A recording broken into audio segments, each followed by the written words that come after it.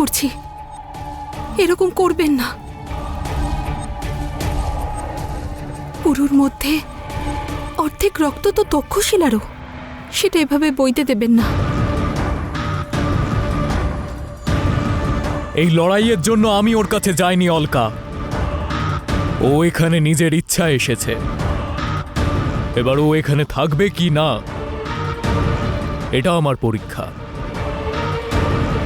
তুমি শুধু মৌন থেকে এই প্রতিযোগিতার আনন্দ উপভোগ করো।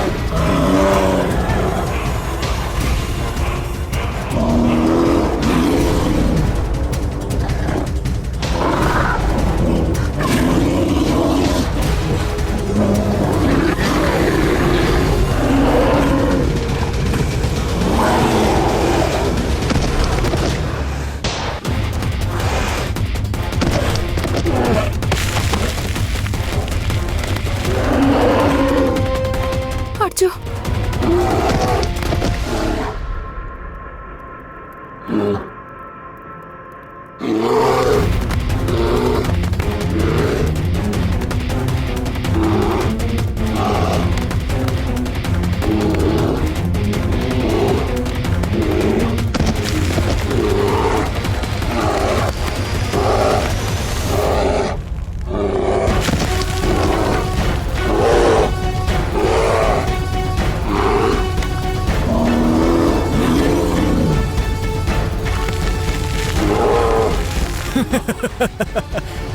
পৌরব কুলের মতোই পৌরব কুলগুরুর ভবিষ্যৎবাণীও মিথ্যে প্রমাণিত হল।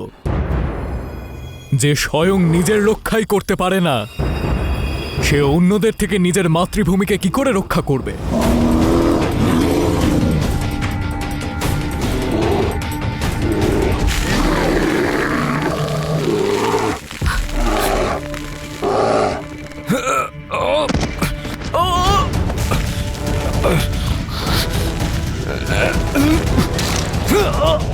পুরু,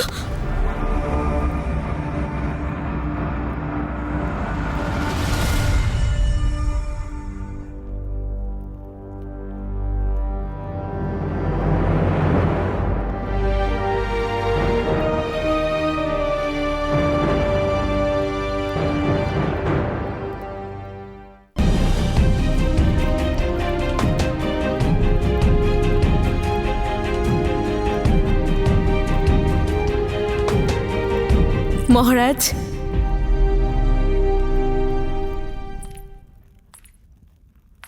আপনার সিদ্ধান্ত শোনানোর আগেই আমি আপনাকে কিছু বলতে চাই। মহারাজ, সারথি তার রথ সামনের দিকে তাকিয়ে চালায়, পিছনে তাকিয়ে নয়। আর আপনি হলেন এই পৌরব রাষ্ট্রের সারথি। ভবিষ্যতের দিকে এগোনোর জন্য অতীতকে ভুলে যেতেই হয়। যা ঘটে গেছে তা পিছনে ফেলে আসাই বুদ্ধিমানের কাজ। স্পষ্ট করে বলুন মহারানী, কি বলতে চাইছেন আপনি? মহারাজ, শাস্তি দিয়ে অপরাধীকে আটকানো যায় না, বরং তার জেদ বেড়ে যায়। আর আমার মতে বলে, হস্তিকর নতুন জীবনের শুরুর জন্য, একটা সঠিক পথে এগোনোর জন্য একটা সুযোগ অবশ্যই দেওয়া দরকার।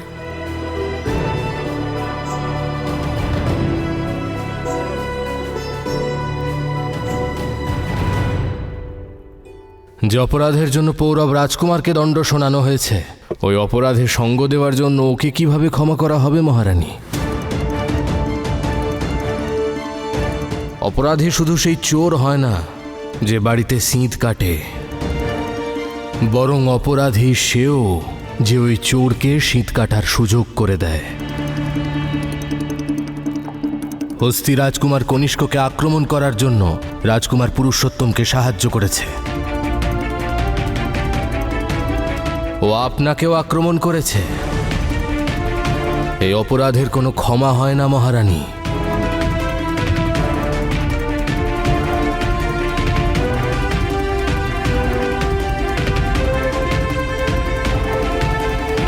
মহারাজ, কোনো ব্যক্তির করা প্রথম ভুল ক্ষমার যোগ্য হয়ে থাকে। আর হস্তি সেই রিপুদমনের পুত্র যে আমাদের রাষ্ট্র আর আমাদের এই পরিবারের জন্য নিজের সমস্ত জীবন সমর্পণ করেছে।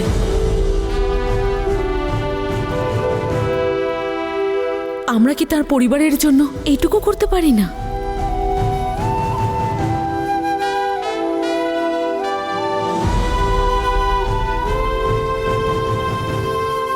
মহারাজ, যদি হস্তি আবার কোনো অপরাধ করে তাহলে আমি আপনাকে আর ওকে শাস্তি দেওয়া থেকে আটকাবো না।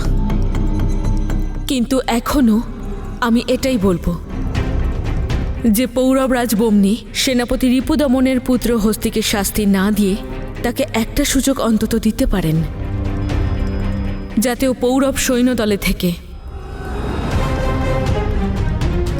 নিজের নিষ্ঠাবান পিতার মতো আমাদের সেবা করতে পারে।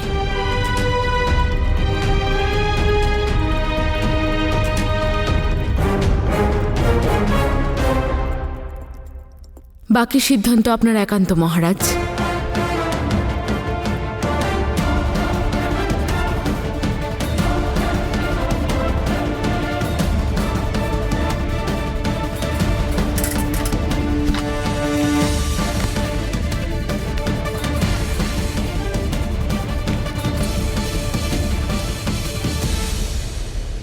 হস্তি যা অপরাধ করেছে তা ক্ষমা করার যোগ্য তো নয়, কিন্তু সেনাপতি রিপুদমনের সেবাকে স্মরণে রেখে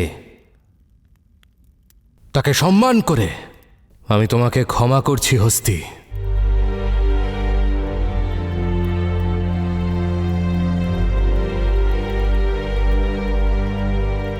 কিন্তু তোমার পিতা রিপুদমনের মতো আমি তোমাকে পৌরব রাষ্ট্রের সৈন্যদলে যুক্ত করতে পারবো না।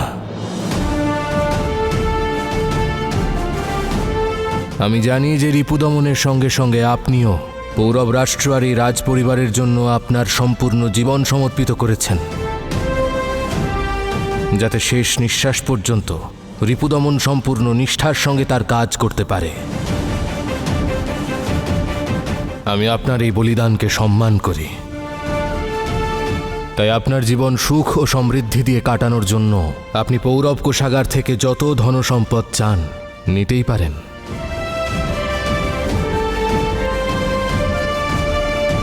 কিন্তু পৌরব রাষ্ট্রে সেনাপতি রিপুদমনের যে স্থান ছিল তা আপনার পুত্র হস্তিকে কোনোদিনই দেওয়া সম্ভব নয়। এটাই ওর অপরাধের শাস্তি, একই সঙ্গে এটাই আমার ন্যায়।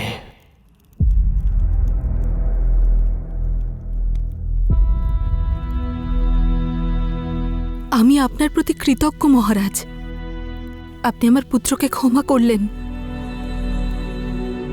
আমি আর কিচ্ছু চাই না, কোনো ধন দৌলত চাই না।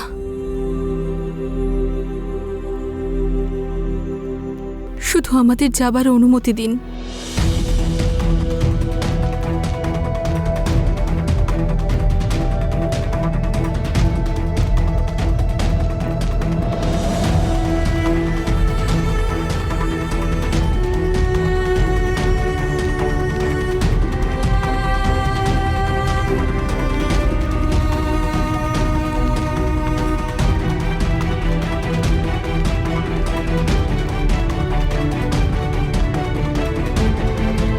কনিষ্ক,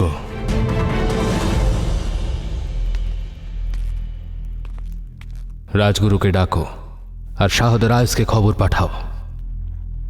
এত ঝামেলা এবং অশান্তির পর আমি চাই যে আমাদের প্রজা এবং আমাদের রাষ্ট্র আনন্দ করার একটা অবসর পাক। আমি আজই তোমার আর রাজকুমারী বার্ষিনের বিবাহের দিন স্থির করতে চাই।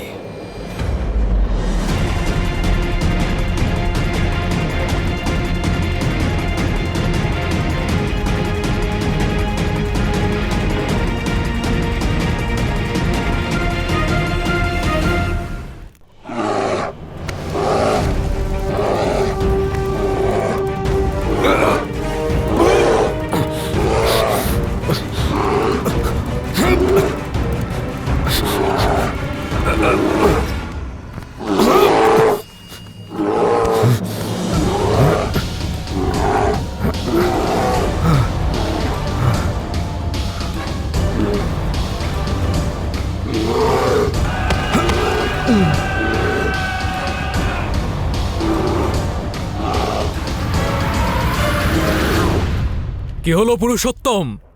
মনে হচ্ছে তোমার বীরত্বের ব্যাপারে যে সমস্ত গল্প শুনেছিলাম সবই মিথ্যে।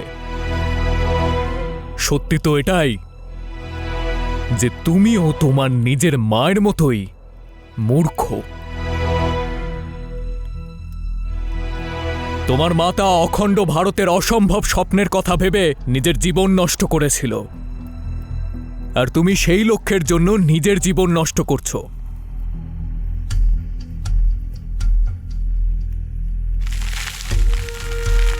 একটা অখণ্ড ভারতের স্বপ্ন যা আমি দেখেছিলাম, আর তুমিও আমার সেই স্বপ্ন পূরণ করার জন্যই জন্মেছ পুরু।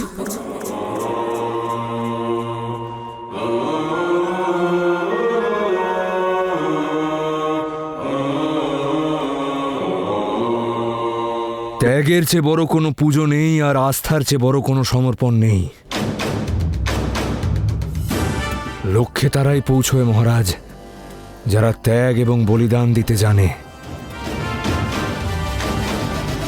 আমি আমার নিজের জীবন সম্পর্কে জানি না, কিন্তু এটুকু জানি যে আমার মায়ের স্বপ্ন অবশ্যই পূর্ণ হবে।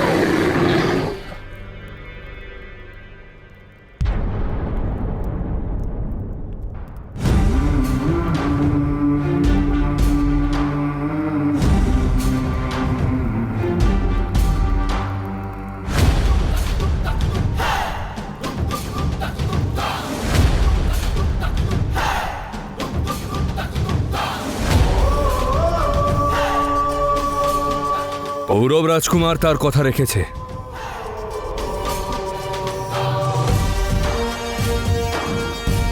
আপনার শর্ত পূর্ণ করেছি আমি। এবার দেখা যাক যে আপনি আপনার কথা রাখবেন কি রাখবেন না।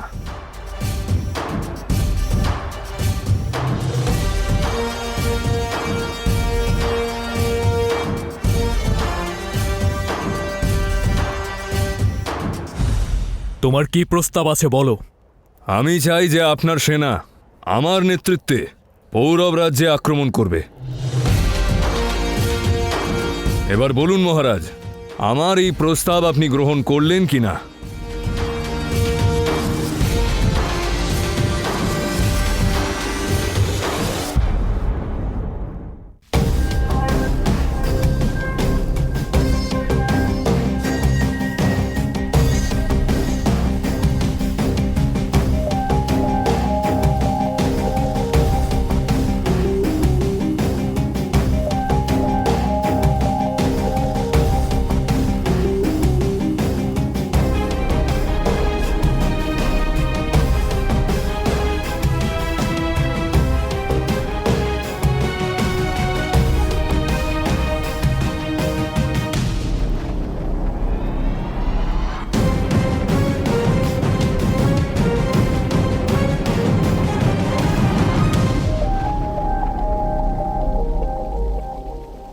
মহারাজ, আজ থেকে ঠিক 1 সপ্তাহ পরে পূর্ণিমা তিথিতে একটা শুভ লগ্ন আছে, কিন্তু তারপরে পরবর্তী 6 মাসে আর কোনো শুভ লগ্ন নেই।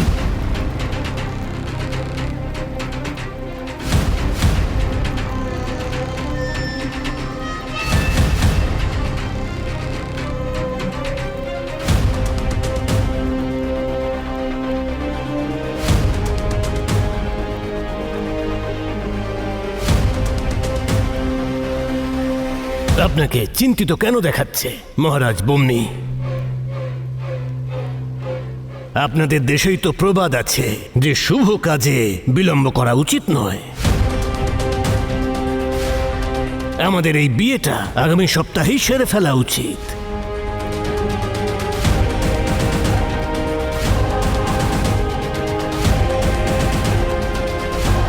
মহারাজ, এটা রাজকুমারের বিবাহ, এত শীঘ্রই এত প্রস্তুতি কি করে নেব আমরা?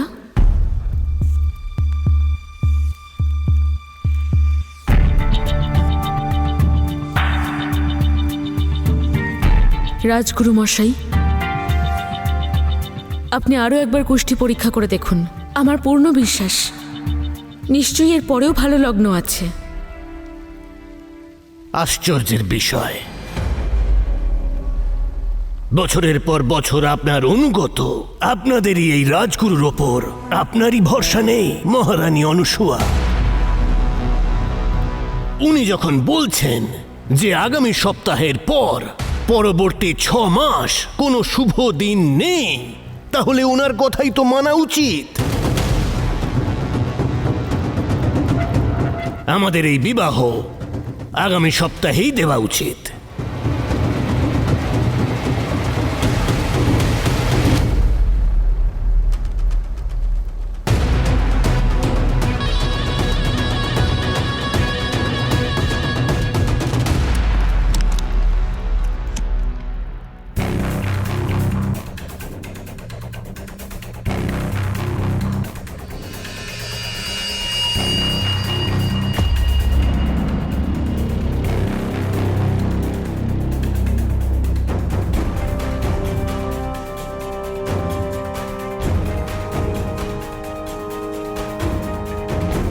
যদি একটা মিথ্যেতে ক্ষতির বদলে লাভ হয়, তাহলে সেটা স্বীকার করে নেওয়া উচিত, তাই না রাজগুরু?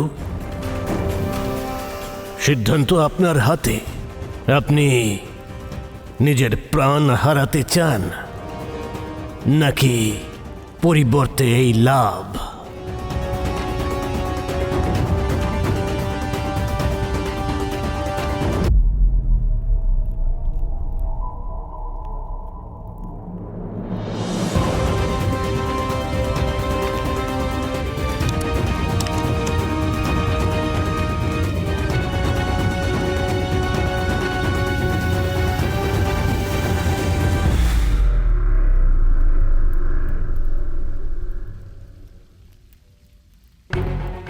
মহারাজ বমনি, অনেক দিন হলো পারস্য থেকে এখানে এসেছি, আর নিজের রাজত্ব থেকে খুব বেশি দিন দূরে থাকাটা সুরক্ষিত নয়। এটা আমি আপনাকে আগেও বলেছি, আর সেই জন্যে যত তাড়াতাড়ি সম্ভব পারস্যে ফিরে যেতে চাই। আমি আগামী 6 মাস অবধি প্রতীক্ষা করতে পারবো না, আর সেই জন্য এই সিদ্ধান্তটা এখন আপনার হাতে। মহারাজ, বিবাহের মতো গুরুত্বপূর্ণ সিদ্ধান্ত এত শীঘ্রই নেওয়া যায় না। আমাদের ধৈর্য ধরে কাজ করতে হবে। ধৈর্যের বাঁধ এবার আমার ভেঙে পড়ছে মহারানী।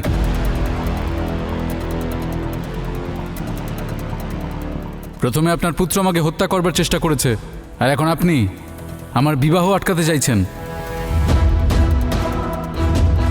কেন? আমার বিবাহতে আপনাদের এত কিসের আপত্তি?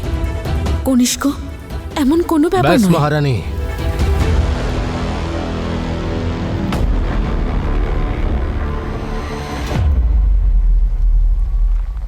শুনেছি ভারতে আমি সেই রক্ষকের মুখোমুখি হব যে আমার ভাগ্য বদলে দেবে।